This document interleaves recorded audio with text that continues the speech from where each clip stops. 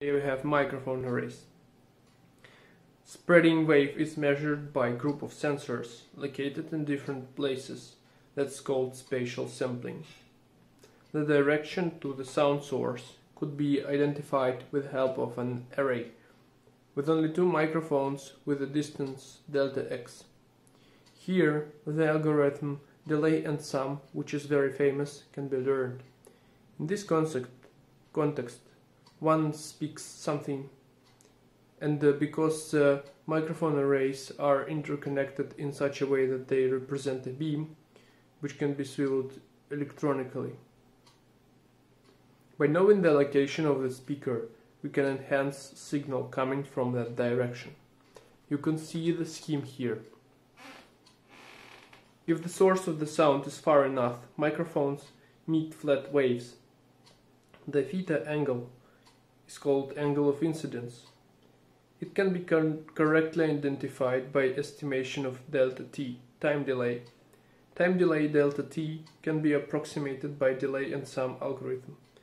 The delay is sigma 1, 2 is step by step moved for a certain distance, and each time the maximum value of y from t is determined.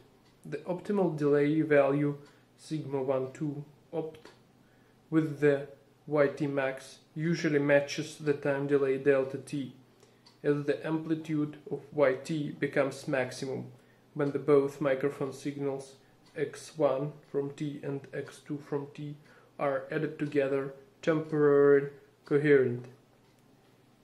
In other words, cophasal. There is a formula for delta t in the upper right corner.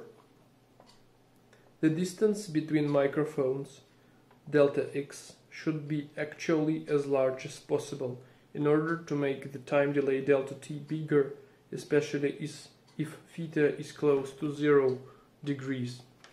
For a given distance between the microphones, delta x, the time delay is maximum when the angle of incidence is theta equals plus or minus 90 degrees. The sound source is located then on the x-axis. Time delay should not be, however, larger than the half of the period, t min, of the highest in the sound presented frequency f max, because otherwise the time delay, and with this the theta, cannot be clearly identified. Here's an example.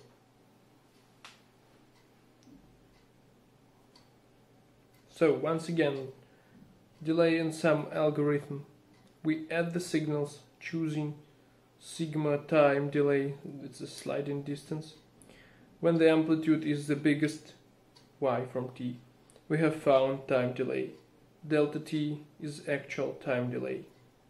It's done by cross correlation.